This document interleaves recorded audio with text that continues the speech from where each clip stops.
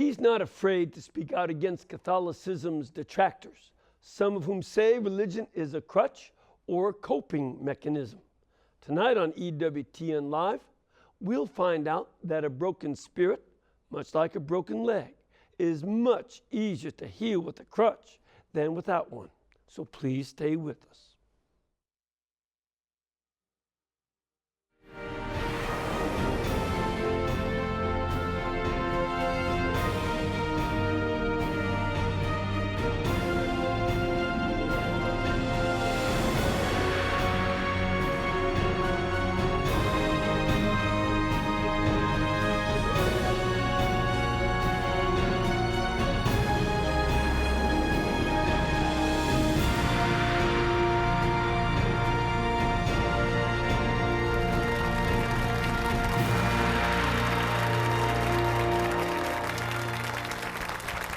Thank you.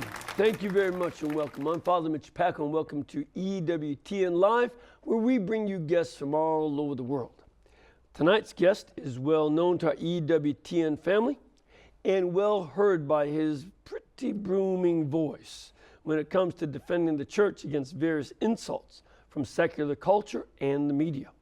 He's the president of the Catholic League for Religious and Civil Rights, and he's written a new book called The Catholic Advantage: Why Health, Happiness, and Heaven Await the Faithful.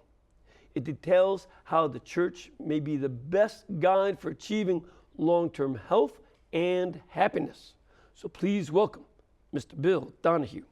Thank you, Paul. Bill, thank you. It is so good to have you with us. Thank you so much, and thank you for the endorsement on the book. Oh, I loved it. I read it a few months ago when it was in the galleys, and I love it. Started passing it around even at the galley forums because I had a number of friends who would really gain by reading it. And this is an interesting tack because your background academically is? I'm a sociologist. I got a PhD from NYU, and I've taught political science and constitutional law. So it's social sciences is where I'm grounded. Exactly. And that's one of the things that you do here that's very interesting. You know, you pick up, and I talk about some things here and there, but you've got some of the studies showing why. Explain it to us, Lucy. Why is it an advantage to be a Catholic? Well, you know, I looked at this evidence for a long time about people of faith, that they tend to be happier, that they have better mental health, better physical health. And I didn't know why. I mean, I just knew that the data were out there. It's collected by physicians and others and psychiatrists, and the data were there. I said, well, everybody wants health. Everybody wants happiness. Everybody wants heaven, I would think. So I thought, well, we've got the 3 H's here. What are the determinants? What are the causative factors? How do you get to be of good physical health, good mental health? What makes you happy? What's likely to get you to heaven? I would say charitable giving, volunteerism, giving blood, giving money, one-on-one, altruistic behavior, such as saving Jews during the Holocaust. Who are the people most likely to be healthy, happy, and to embellish these ideas about heaven? People of faith. Now, I looked at the Catholic faith, because I'm a Catholic. I looked at priests. I looked at nuns, particular cloistered nuns. I looked at practicing lay Catholics, and I looked at the saints, okay? And they're the model of the Catholic vision. But then there's got to be the other side. Who's prototypical on the other side? Well, you've got the agnostics and the atheists. Now, I looked at 2 groups which, on the surface, doesn't look like they have anything in common. Hollywood celebrities and intellectuals, but they have a lot in common. Here's why. The Hollywood celebrities are so into themselves with their narcissism that they have no time for God. The intellectuals, well, of course, they're smarter than God. They don't need God. They've known this from the days of Rousseau and Marx and the others. We're going to recreate the great heaven society here on earth. Well, guess what? Who's the healthiest in terms of physical and mental health? Who are the happiest? Who are the ones who are giving of themselves to others? It's people of faith. And at the opposite end, and you take a look at the work on loneliness, depression, suicide, it's not the cloistered nuns or the ones who are suffering. It's because they have communion with God and they have communion with other nuns.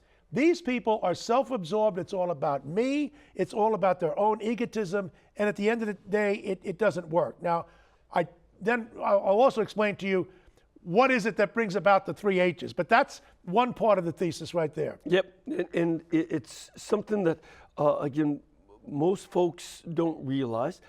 Nuns have the greatest longevity of any group in the country, followed by single women who are not nuns, and then married women, then married men, and then single men.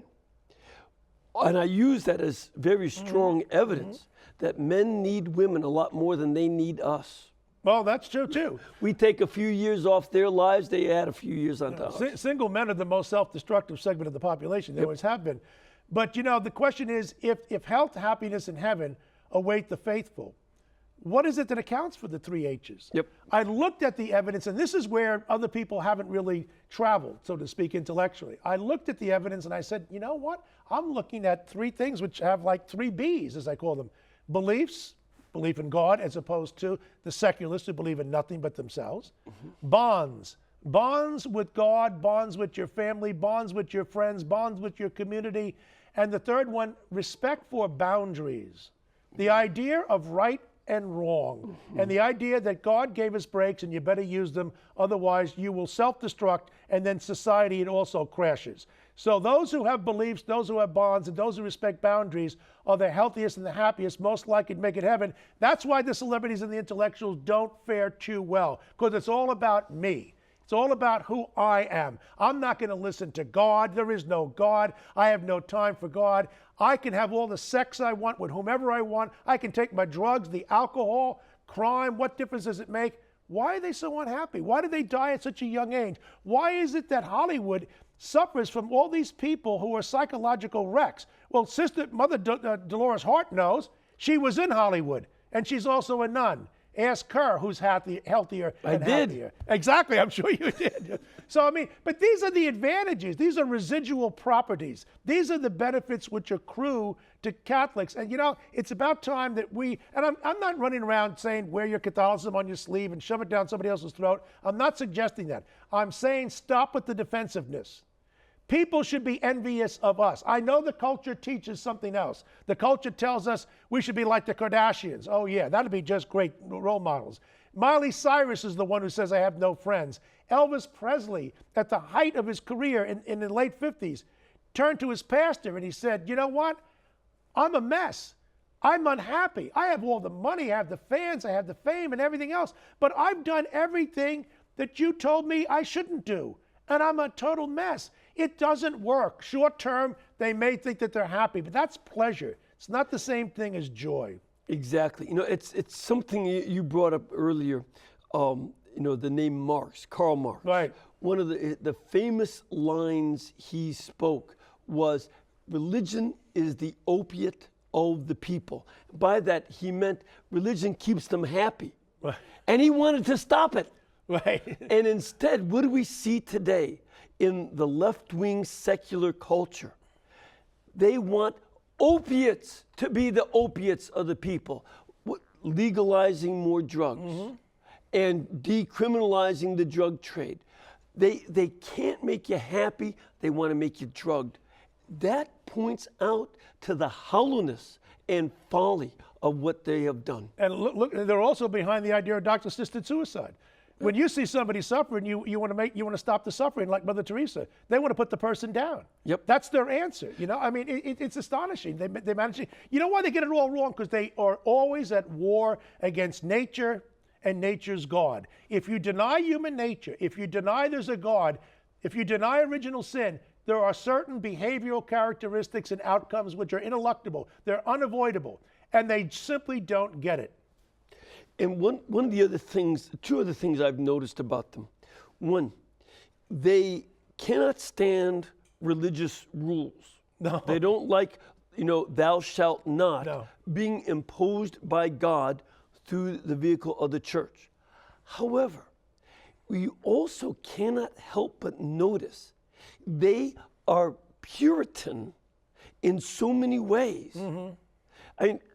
You look at them and they say, you can't do this, you can't do this, you can't do, and they will give you all kinds of other laws based on what they call science, which is a very floating norm, because it used to be you can't have butter. Oh, now butter's good for you. And don't drink coffee. Oh, it actually is good for you. And they go back and forth with all of these health things to lengthen life and become puritanical toward what everybody else is doing, but without any religious quality to it. It's just living for what? Well, I would say they're not only puritanical, they're tyrannical, because you're going to do it their way or the highway. They say we're the ones who are authoritarian. They wrote the book on it. And you know, my favorite example of the ones you just gave is smoking. I've been hearing for decades, smoking's no good for you. Secondhand smoke going to kill you. Why does everybody want to legalize marijuana? I don't quite get this. If Marlboro is no good for you, how come marijuana became good for you? You know why? Because they don't want to have the Marlboro because they think that it'll shorten their lifespan. But marijuana, they're interested in having some fun right now. They're so inconsistent. There's no logical basis. It's a cultural mess that we're stuck with. And unfortunately, a lot of them are in the academy, in higher education. And this is where ideas are formed. And again, one of the ironies is that while they tout freedom from religion, that's even one of the organizations that threatened to burn down that pizzeria in Indiana. Right. You know, a guy from Freedom from Religion, not the whole organization, but one guy touting that as this. But at the same time, they don't tolerate freedom of speech that disagrees with them in any way. Part of that every speech code on campus is a function of the left. Look, I've known this thing for years, and I spent 20 years in education, 16 as a professor. If you want to find out what authoritarianism is, tyrannical rule, just go into the college classroom and challenge the professor on abortion or on marriage, same-sex marriage, and you'll be cut to the quick. They will not tolerate free speech. They won't have conservatives on the campus. They won't have Catholics on the campus. And they call themselves tolerant. They call themselves believers in diversity. The last thing they believe in is diversity of thought. That's the only diversity that really matters on a college campus. And again, the Catholic advantage here is that, and we know it, all the great Catholic scholars going back thousands of years, we understand nature. We understand God. We don't reject him. We understand what a man is fallen. We understand redemptive suffering, how we can conjoin our sufferings with Christ. We find ways to be happy. We can deal with adversity. What does an atheist do when he suffers from adversity? Precisely who does he turn to? Where are the Mother Teresa atheists who are known for giving of themselves to others? I mean, we win across the board on so many of these different measures. And that's why I get a kick out of the culture itself is saying, no, you should do whatever you want, celebrate oneself, self-absorption, self-autonomy, unencumbered self. Yeah, that's worked out real well. Ask any psychiatrist how well that's worked out. One of the other things that I also notice as a contrast today from when we were young, in the old days, almost all the comedians were Jewish. They grew up in homes that were Jewish in faith. They learned the Talmud, and they learned dialectical thought. And from their faith, they were able to gain a perspective on themselves and on life. And because of their faith background and the ability to think and argue carefully and vigorously, they were able to be funny. Atheists are not funny. No. They don't, and this is one of the, and we see today. Who would be the best example in the whole world? Bill Maher. Every Friday night on HBO, he thrashes Catholicism. He believes in nothing. I mean, it's no question. I mean, you couldn't get a better example than him, because we track this stuff, obviously, at the Catholic League. It's always the guys who don't believe anything. Who goes to a psychiatrist every week? And he's also thrashes Catholicism. David Letterman. He's another guy who's got some severe problems. It's not normal to go out and have this kind of hatred toward people, particularly people of faith. You know, I think back to Dr. Bernard Nathanson, the Jewish guy who was the abortionist. And he eventually realized his ways, and he became a Catholic. And he said, listen, I saw these pro-life demonstrators. There was no hatred in them. All the hatred was on the side of the pro-abortionists. And he got to know these people and talk with them. And he realized there's something wrong with what I'm doing here. And that's why he became a Catholic, is because he says no religion places a bigger premium on forgiveness. And that's also a part of the Catholic advantage. We know how to forgive. It's not easy, not for practicing Catholics, but we are taught to forgive. And you know what forgiveness is? It's liberation. It's freedom. Exactly. And these people don't believe in that because they believe that they're always right. Why should I forgive? That's for weak people. Nietzsche said that Christianity was for the weak and for women. He says no strong person believes in that. You can see this thread beginning in the Enlightenment in particular. I begin with Rousseau because that's where a lot of this madness began. Yeah, I think that's exactly right. Yeah, you can go, certainly had, predecessors with Locke, Hobbes, and Descartes, but, certainly Rousseau, rejects, faith outright and creates something that, that he believes is a noble savage that we're born as. And, to believe that everybody's born with a noble savagery, as soon as I read about him, I said, this guy never raised a 2-year-old. Well, let's talk about him because he wrote a book, Emile, talking about child rearing. I don't know how many people are aware of this. Rousseau loved the whole world. You know what he did about his own kids? He fathered 5 illegitimate children from his maid. Never supported them, never gave them a nickel, never even gave them a name. But he was the one telling us, Christians, you got it all wrong. You have to follow my vision and the world will be better. Karl Marx said, I stand for humanity. I love humanity. He fathered a son off of his maid and never supported little Freddie. And we know that he lied about it because Engels on his deathbed admitted that son of his wasn't his, that was Karl Marx's. But he didn't want to ruin Marx's reputation. These intellectual secularists, they love the world. The problem is they don't love people. All right? It's striking. It's so easy to love this idea of mankind, of humanity. Try your own son. That might be a good place to start. And this gets at one of the other key elements. Catholicism is not an idea. It's a set of relationships. The Blessed Trinity from all eternity is a relationship in communion. We are drawn into that set of relationships with God, and necessarily we have to love the people around us as difficult as it is. And they love us as difficult as we are. And we grow in that. There are a lot of ideas and truths in Catholicism, but it's like we said in Chicago growing up, it's not what you know, it's who you know. And in this case, it's God and his people.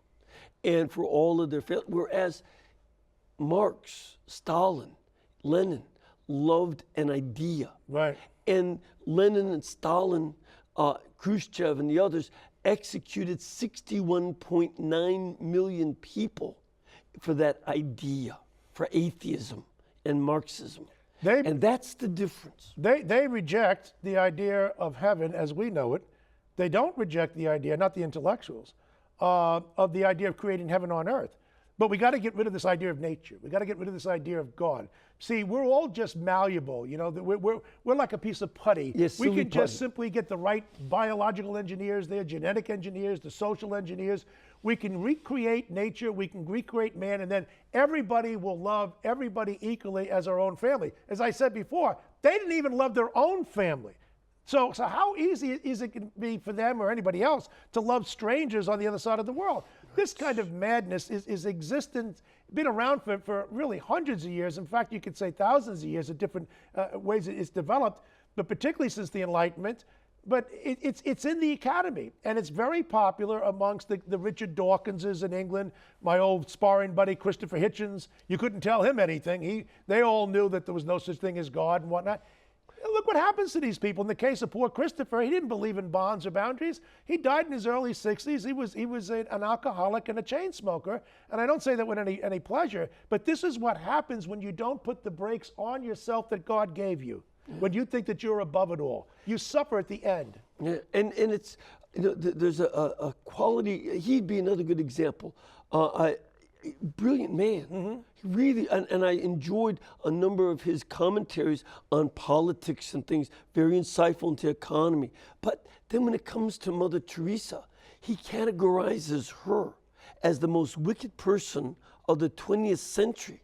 And I thought, what a contest to win. Her competitors were Hitler, Stalin, Pol Pot, Mao Zedong, and she beat them all out as the most wicked. Look, I knew Christopher quite well, and I debated him on this issue just so that the viewers understand this. I regarded Christopher Hitchens as a very bright man and a sloppy scholar. Now, why would I say a sloppy scholar? Let's take the Mother Teresa book, and I told him right to his face when the poor guy and I had our shared debates. Look, I write a book here. It's loaded with data, okay? This is not an opinion book. I've got the evidence. I'm taking it from others. Christopher wrote a 99-page book about Mother Teresa. It was like 5.5 by 7, not one endnote, one footnote, not one bibliography, not one source. It was nothing but his unsupported opinions. Now, if you're going to take on somebody of the stature of Mother Teresa, and you want to take a contrarian view, you better do your homework. And I told him right to his face, if you were one of my students, I would have given you an F, because that's what you get when you take on a senior person like Mother Teresa. Not one piece of evidence. I was asked by many people, why do you think he had such a hatred toward Mother Teresa? My guess is this, and this is what I told him again to his face. Christopher was a socialist. Christopher was a secularist. He was an atheist. His idea of helping the poor was the government. The state will do it all. She's a threat. Mother Teresa dealt with the poor one-on-one. Christians, the real way, like Frederick Ozanam, which I mentioned in the book, the founder of the St. Vincent de Paul Society, the Christian Catholic way is to deal with them one-on-one. He didn't understand that. In fact, he saw her as a threat to the idea of the state. The state doesn't help people. And one of the great things that you see, again, as an even deeper contrast, she had gone through a very, very difficult years of a dark night of her soul. She had gone through, a sense of spiritual absence that, had she not really had faith, would have made her depressed and suicidal. Right. Well, Christopher misrepresented that too, and we debated that as well. But the problem with the intellectuals is, again, they suffer from what Catholics call pride, the sin of pride. The idea that I am God. I don't need God. I don't need anybody to tell me what to do. I'm myself, the center of the universe. I can make up my own moral compass. I mean, I go through, Hemingway and Tolstoy and, Marx and Rousseau and all these people. They died miserable deaths. They were miserably unhappy. They gave nothing to their fellow man. They were the most selfish, egocentrical people. Why we would look to these people as a guide for moral virtue? Yeah. When they failed left and right. And look, we know Catholics who fail too, but that's because they didn't follow the teachings. Yep. In this case here, their teachings is all about me. There isn't any guidebook whatsoever. Right. The idea that we are self-completion, that we don't need anybody else, that's a vacuous idea. It doesn't work out. And you contrast, their theories with somebody who suffered under them. I think of one of my Jesuit brothers who wrote that wonderful book when he got freed from Soviet Union, With God in Russia. And, that just fantastic book. And you see how faith was able to help him love these oppressors who tormented him, enslaved him. And Father Walter Ciszek then was eventually let go without rancor and hatred, but just glad now to get back to what he has to do. This is something that all of us learn, like you point out, from the saints, from those. These are our goals. These are our superstars. If you want to learn to play baseball, you watch the great players. When you want to be a good Catholic, you learn from the great saints. And what are we going to learn? You've got to learn selflessness. Otherwise, you can't give. And I make the argument that in order to have selflessness, you have to practice at least some degree of self-denial. What's more heretical in our society today than the whole idea of self-denial? Why should I deny myself? I should indulge myself. That's what everybody teaches. It's in the commercials. It's all over. It's ubiquitous. But if you deny yourself, We just came through Lent. Then you're able then to give to others. And you know, you're not always looking for something back. This is a foreign idea in our society. But again, you know, if those people were so happy and healthy out in Hollywood, I guess I couldn't have written a book. I looked at what's going on out there. They're not happy. They're not healthy. Mental health, physical health. They don't give to others. I mean, the intellectuals, their idea of charity is to have the government raise taxes so that you can help the people at the bottom. Well, how much skin in the game is it for you? Did you actually go out and volunteer? Did you give blood? Who gives the most money? The people right here in Alabama put New England to shame. I didn't make this data up. It's there. The people down south are much more practicing in their faith. The people who don't believe in anything, though they're way beyond that. We're talking about New England. We're talking about the Northwest. We're talking about Oregon and Washington. Wherever you see the reigning secularism, where agnosticism and atheism has taken foothold, they don't give of themselves. They're the most miserly people. Look at Providence, Rhode Island. Take a look at Hartford. Take a look at Boston. Take a look at Birmingham, though. Take a look at Utah, where you've got the Mormons, who are very good in giving to other people. Very generous. San Francisco, one of the worst. No, if you really want to talk about charitable giving, you don't look to these people. You look to Catholics. You look to practicing Protestants and practicing Jews. I mean, a lot of the evidence is about practicing people of faith. I chose the Catholic model because I'm a Catholic. Sure. But it's the same across the board. Yeah. People of faith also live out a charity that gives to others, while people without faith want an institution like the government to take it over and mechanize it, because for them, the people they're helping are statistics and mechanized recipients, but not the real people they go and talk to. And you know what really bothers me about this? And I'm from New York, obviously.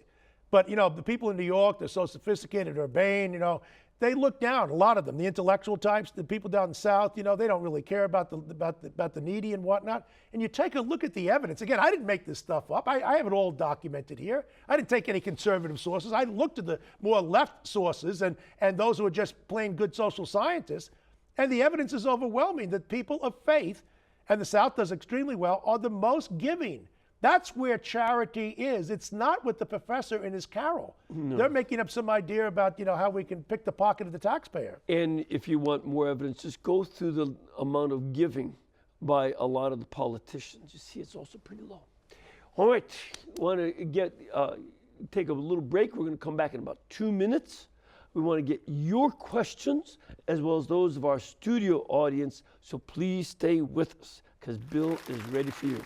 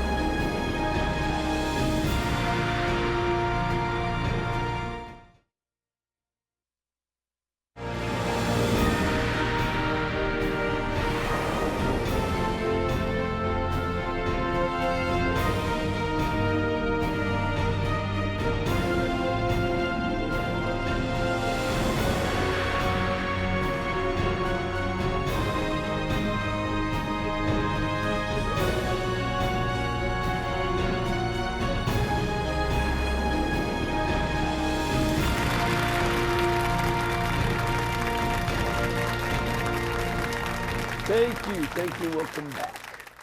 First, I want to give you a little information. If you're interested in finding out about the Catholic League that Bill Donohue works for and leads, you can go to their website, which is catholicleague.org. Or you can call them at 212-371-3191. And they'll give you all sorts of questions. Also, we definitely want to invite you to come here and join us. It's pretty nice down here. Enjoying this weather? Yes, it's quite pretty. Quite nice. And so we'd love for you to come. you can contact our pilgrimage department by calling them at 205-271-2966, or go to the website EWTN.com, and they will give you information about scheduling of programs that you can attend, the Masters of Course, and directions on how to get over to Huntsville to be with the sisters, tours of the networks. They give information about where you can stay, and some of the fine food down there that you get to eat. Oh, yeah. Yeah, got some good fried green tomatoes. And nice people. Barbecue. Yes, we do. Yes, we do. So come on down and join us. We have some questions? Sure. Come on, let's start off with a phone call. Hello, Dominic. Hey, Father Mitch, how you doing? I'm just full of spit and vinegar. Where are you from? I'm from Maryland, Father Mitch, and a friend of Gus Liberto. So I want to tell you something. Do not change. Stay the way you are. God bless you. I'm going against my mom if I don't change to get better.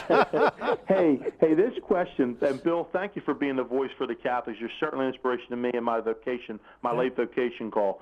Hey, listen, I have a question for you. On page 48 of your book, which is awesome, okay? And you put down the majority of studies done on loneliness have concluded that those who are religious are less lonely.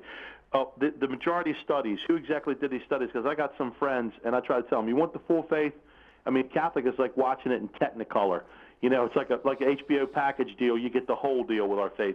So where exactly did this study come from? I'm just curious in case they ask me. Well, there are several of them, and I did put a number of things in there in terms of the, take a look at the end notes. But particularly, there's a fellow by the name of Dr. Harold G. Koenig out of Duke University Medical School. He puts together this mammoth volume about every 5 or 6 years or so on physical and mental health. It's the most comprehensive scientific thing available. It's not skewed toward Catholics or anybody of that nature. And in that, you'll find a lot of the evidence there. But I also cite a number of other sources. There are a number of different studies that have been done by this, and I choose, oftentimes, the best I can, non-Catholic sources, because I don't want people coming back saying you made it up, you just cherry-picked your friends and some of these Catholic sources. No, the scientific literature is there, and the evidence is, in fact, overwhelming. People of faith are the least likely to suffer loneliness. As I put it, just take a look at Hollywood versus the situation with cloistered nuns. In our culture, we think that the Kim Kardashians are the ones who are all happy. How come the cloistered nuns are so much happier than the people in Hollywood? I would say 2 quick answers. Vertically with God, horizontally with the other sisters. They have a tightness of bonds which doesn't exist out in La La Land. Yep, no, that's right. Ma'am, where are you from? I'm from Ohio. Ohio, great. Good to have you here. And your question?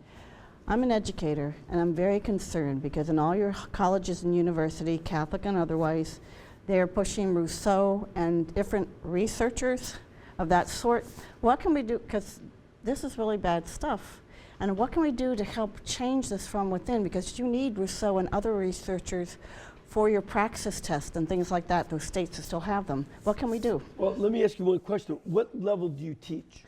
I have taught from kindergarten to junior high, and I'm now homeschooling kindergarten to about 7th grade.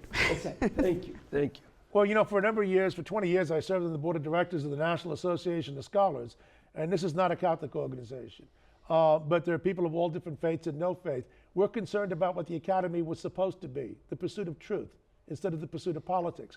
What you're fighting is a very difficult battle, particularly in the social sciences, humanities, and in the law schools, because they believe, in these academics, in this postmodern idea that there's no such thing as truth, that we could just simply make up ideas of right and wrong.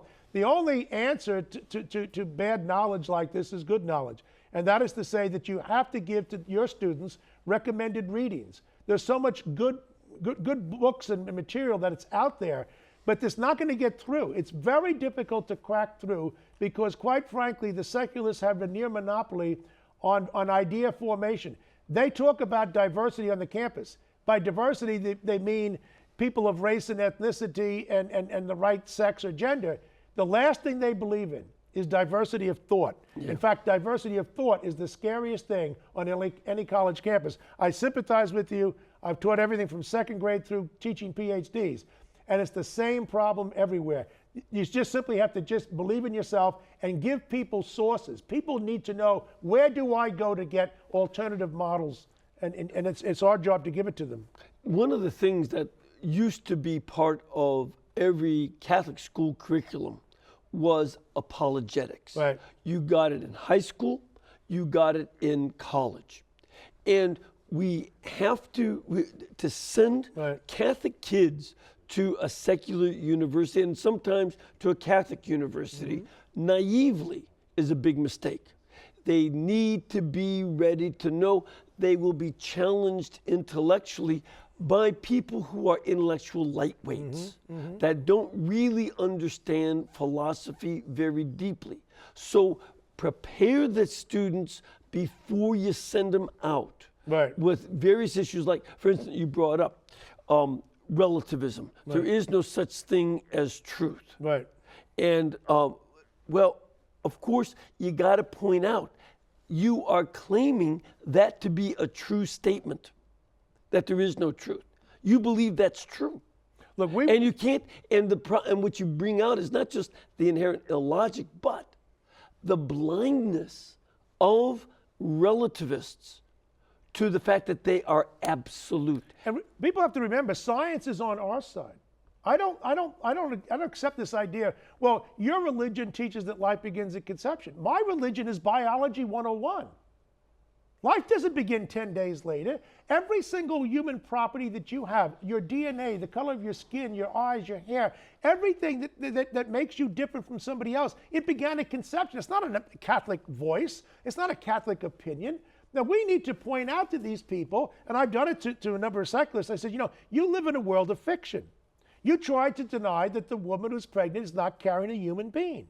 You live in a world of fiction. You think that two men can get married. I don't care what they say legally. We all know that they can't really get married because they can't have a family. Now, we live in a world of fiction. We have the facts on our side. We have to be bold enough, though. We have to have the courage. This is not good enough to simply say, well, we got the facts on our side, we've got the teachings. You've got to have the courage to finish off. You've got to go through on this thing.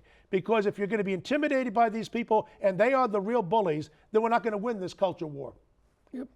And this is where we have to have clear thinking. We are not against thought and evidence. I want thought and evidence. Exactly. And It backs up us. Exactly. To think, that somebody who has what the state calls a same-sex marriage Right. can only have children by adopting them from outside or by committing adultery against that type of marriage. Exactly. You can't, it's just impossible. That's right. So this is something that, you have to say, wait a second, we want to think through this. No way do we want to hate anybody. And they can only go after us by identifying us as haters when we don't. Let me give you one quick example. Debbie Wasserman Schultz, head of the Democratic National Committee, was asked by Wolf Blitzer, what about abortion? And he gave a very provocative example. He said, is it okay to kill a 7-pound baby in uterus? Yeah, She would not answer. The only thing she could say, well, these are our expressions of freedom. Well, we can answer that. Everybody knows in their heart of hearts that abortion is the taking of innocent human life. It's not a football. It's not an elephant, okay? Let's stop at the games on this. And like I say, we know the answers, but we've got to have the courage to speak out. I admit, I do it for a living, so maybe it's a little bit easier for me, Irish Catholic from New York, I'm pugilistic and whatnot. But listen, everybody's got to toughen up a little bit because either they win or we win. I want to win. Yes. I know you do. We have another question from our studio. Sir, where are you from? Hi, Father Mitch. I'm Jim Gaffney. I'm from St. John's, Michigan. Good to have you. And your question? Thank you. Well, in my opinion, it seems to me that if you believe and trust in God and follow the 10 Commandments and all the Beatitudes, that you should live a longer life. Well, you do, and in fact, the evidence shows that. What's really interesting to me, which I never knew until I got into this, because as a sociologist, I'm trying to understand this, they have these so-called double-blind studies. People are asked to pray for people whom they don't know, and the person being prayed for doesn't know he's being prayed for by these people. Now, why is this important? The people who are being prayed for are people who are suffering physically from some malady, and they compare them in these tests these are all done by secular scientists, to people who are not being prayed for. Guess who does better? I mean, it really is stunning. Just the power of prayer. They can't explain it. They can't explain it, but you know what? They can't deny that it does, in fact, exist. Yep. Let's take another phone call. Hello, Teresa? Hi, Teresa? Hi, can you hear me, Father I Mitch? sure do. Where are you from? I'm from Connecticut. Great. And what's your question? Well, early in the top of the show, Bill was talking about people, the nuns not being depressed. But my question is, what about us that are catechists in the church that end up being very depressed because we are not, supported in teaching the truths of the Catholic Church, whether it be because fellow parishioners are misquoting the Holy Father, or our parish priest is not supporting us in teaching the doctrine, and I'm trying not to cry as I speak. It's a really frustrating situation. I am a daughter of Mother Angelica, and I love the Catholic Church. I know what I'm talking about. I do teach the truth, but I feel like there are obstacles being thrown in my way that are frustrating beyond discussion, and I don't want to take up much more of your time, but I think that it's a valid question. What about those of us that are trying? All right. First of all, I sympathize with you. Nothing is more frustrating. I spent a lot of years in Catholic education, 20 years teaching, again, the kids from second grade right on to graduate school. I would say that's a disappointment. And it's justified anger. When I'm talking about depression, I'm talking about people who are pathologically and clinically suffering, as opposed to, I'm with you, miss, this kind of phoniness and this timidity and lack of cowardice and misrepresentation. If you have a moral obligation, if you're going to be a catechist, to teach the faith the way it's meant to be taught and not to bring in your own views. This, unfortunately, does exist in a lot of Catholic schools around the country, and particularly a lot of the Catholic universities. I sometimes wonder, who's more Catholic, George Mason, George Washington University, or Georgetown? Don't answer that question. But it's, one of the things, Teresa, is that, certainly I've gone through some of this stuff too. There have been years in which, I don't want to go into all of it now, but I was not allowed to even enter and speak in whole dioceses. Not one parish. Matter of fact, at one point, 2 countries wouldn't let me in. The church authority, not the civil authority, but the church authorities, because they did not like my criticism of the New Age movement that was in the retreat houses. And didn't work out too well for them, did it? No. It has to be said. I mean, it has to be said. And one of the things that, my mother, she gave me the theme. I didn't realize I finished writing my book, Father, Forgive Me for I'm Frustrated. You might take a look at that book. But the theme of that book was, stop that whine or I'll give you something to whine about. And that was, my mother said that all the time. She didn't care who started it. And this is something we have to say, I can't afford to let them undercut me and stun me. I don't want to be like Elmer Fudd, who gets the door, he runs into a big rock and is stunned. I want to be the Bugs Bunny that is always a bit more having fun and doing things. I found lots of ways, and now all of those places let me back. Yeah, but you're too humble. Look, when I went to, one time I had a conversation with Cardinal O'Connor in New York, who I loved, one of the best priests I've met in my life. And I said to him, what's wrong with some of these priests today? Why don't they stand for anything? He said, Bill, sit down. He said, you know what the problem with a lot of them is? They want to be liked. Yes. I said, well, I want to be liked too, but I want to be respected before I'm liked. And that's the difference here today. It gets back to the idea of courage. The problem is in the church, the problem is outside the church.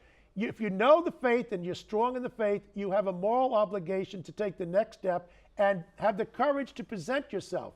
Again, I'm not shoving it down somebody's throat. John Paul II said it better than anybody else. We're not here to impose anything.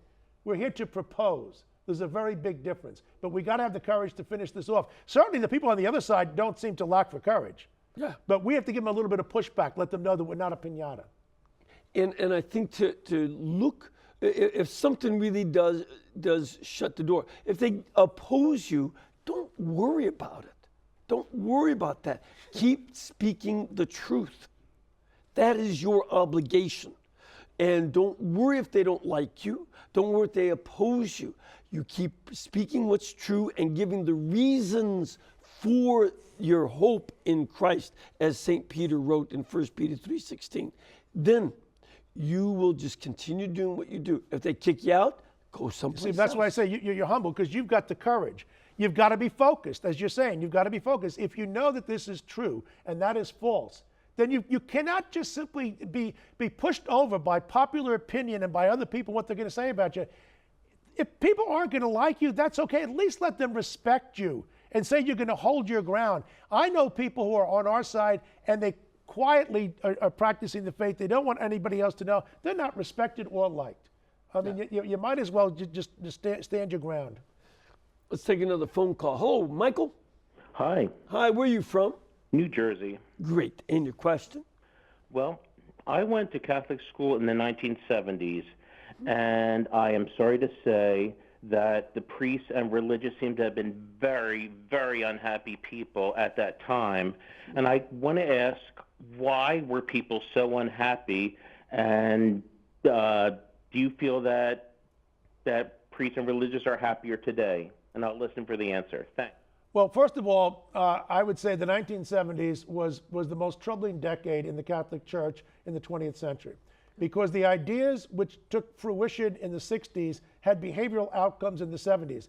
And the church became, particularly the seminaries, began to mirror that. I mean, when you have a book like Anthony Kosnick, Human Sexuality, teaching the kind of secular vision that you would expect in a Playboy kind of fashion, you know you got problems. That book was used in the seminaries, which that was where we had the problem with the priest scandal. It was back in the 1970s. But that problem basically ended by the mid-'80s. Now, Father Rossetti has done the best work of anybody in the country, Monsignor Rossetti, Stephen Rossetti, on priest and happiness. So we're past the worst decades. Priests today, of any profession, if you want to put it that way, occupationally, are the happiest of any segment of the population. Again, I'm not just using Rossetti, I'm looking at secular people who've taken the same thing. And nothing makes a priest happier than the Eucharist. That's the centerpiece. And, you know, people can say, oh, the priests and the nuns and those cloistered nuns, they're hung up, they don't have the fun. In the book, I mention a priest who happens to be a chaplain at a branch campus at Penn State. And he says, on a Friday night, I'm walking around the campus at 1 o'clock in the morning, and I see all these long faces. None of them are happy. And I talk to the students. I said, you can have your drugs, your sex, and your alcohol. You're unhappy. He said, yeah, there's nothing in life. Nothing has any meaning. And he brings them in. So, but you got to have people to give. You got to give the kids the roots. Now, they may stray as young people, particularly the men. But if you gave them the roots, chances are when they get older, they might have kids, they start coming back. So basically what it comes down to, our side can never give up, because that's what the other side wants us to do. Our side can never give up. And, having lived through, I started seminary in '63, which was a very happy time. It really was a good time. And then certainly by '68, even early, '66, I could see it going on with a substitution of psychology for the spiritual life. Mm-hmm. They were using Carl Rogers and all that, and replaced that with spirituality. I remember at the college seminary that had gone on. Mm-hmm. And I ended up not going on to the diocese seminary, but went to the society. And it was a bit better, but we had problems in the society too.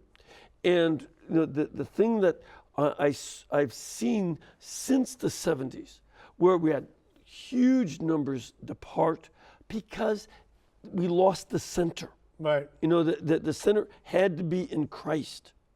and we strayed from that. We blinked our eyes in the face of the culture staring us down with the sex revolution and the drug revolution. But today, I see a totally different mood. Right. And I find, I myself, I've loved being a priest since I was ordained and before. But as I've gotten older, I've come to love it much, much more than I ever thought I would. I thought when I was in my 20s, when I was 26, when I was ordained, I thought, well, I better get enthusiastic and done now because then I'll be old and cranky. Well, I'm old and cranky, but I'm still happy. Well, things are much improved. They really are. The young men in the seminary, the young women I meet who are entering convents, they are so happy. Right. It's a joy to meet the Dominican sisters from Nashville. Sisters of Life. And Sisters of Life, all these. So they haven't mistaken their profession for social work. Exactly. Right. Exactly. Right. And they love their vocation in Christ. And He's the source of it and the goal of it. And that makes the difference. I have a question from our studio audience. Ma'am, where are you from? Pittsburgh, Pennsylvania. Wonderful town. And your question? My question is, I recently found out that my 13-year-old grandson hasn't had much religious education from after First Communion. It's a big concern. It's something that maybe I can address. Well, EWTN has one of the finest collections on their website of books that you can get. And obviously you need to get books that are appropriate to the age. You don't want to get something that's too heavy, so to speak. But you're talking about someone who still can be reached through argument, through evidence, through fact and through truth. And quite frankly, they're probably not being given the right teachings. Listen, I think that's still one of the great books, and I know the priest, Trujillo and Briganti. The title may sound a little demeaning. Believe me, the book is great. Catholicism for Dummies. It makes it very easy to step through. You get rid of a lot of the mythology. I mean, we've got to make this more felicitous for kids to understand. But I sympathize with you. It's not easy. And a lot of kids are coming out and they don't really have the basics. And one of the things that I would strongly recommend, don't give the book and tell the kid to read it. Read it with him. Be part of it so that it's not just him reading a book, but you are also the catechist. A mentor, a tutor, yes. Exactly. That's very important. Very important. We have another phone call. Hello, Ken? Hi, how are you? Fine. Where are you from? I'm a Catholic physician in Michigan, and I love your show. And Mr. Donohue, thank you for all you do for being courageous. It means so much to me that you're out there fighting for us. Thank you so much.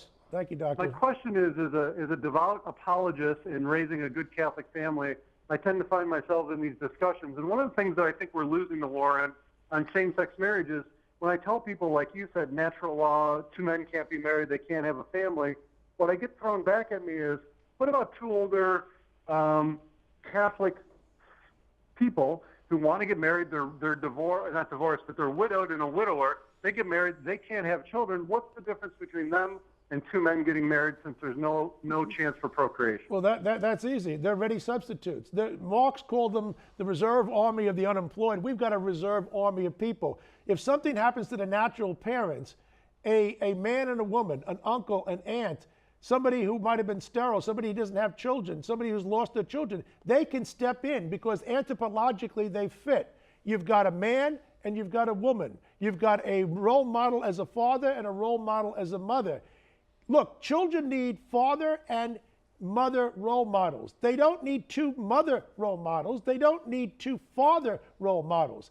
Now, whether or not you can have children or not, if you've got anthropologically speaking and biologically speaking, the properties that make you distinguish from one from the other, as the Pope said in his general audience just yesterday, we need to focus on the differences and the complementarity of a man and a woman. There's no complementarity, either biologically speaking or sociologically or psychologically speaking, between two men and two women.